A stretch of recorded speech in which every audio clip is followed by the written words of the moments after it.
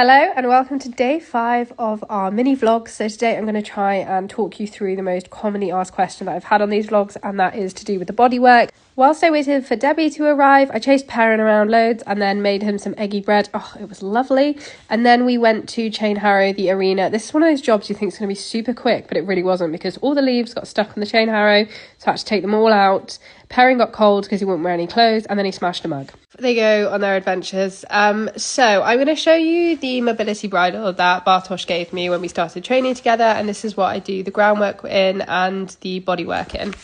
I am now going to try and explain what I'm doing in the bodywork. I'm no expert at all, and I've only been doing this for a short time, but it's all about releasing the fascia, which releases tension patterns that have been built up in the body.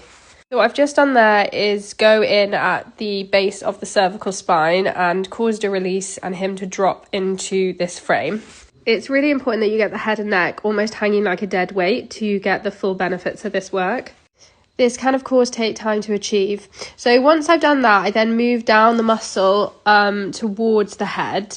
And when I find a spot where he's struggling, I will just stay there and let him work through the tension. You can do this technique all over the body, but you start here. I have only done the neck and the withers so far. Then move on to the top of the neck, but it didn't work because my hand's meant to actually be on the bridle, not filming.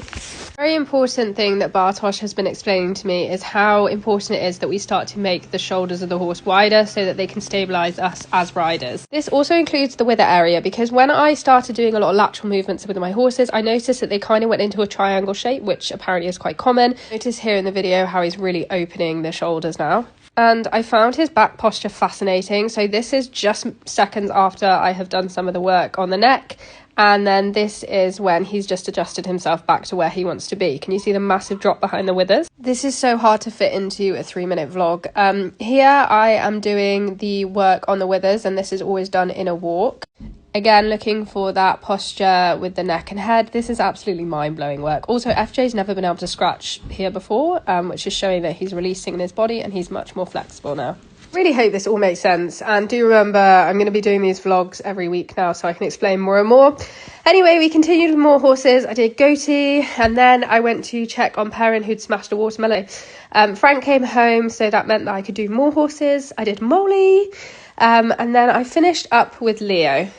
I'm trying to get in a routine of riding them one day, bodyworking, grounding the next, then riding, then bodywork, then riding, then bodywork. Perrin had to come in and have some milk in between me doing Leo because he got so upset.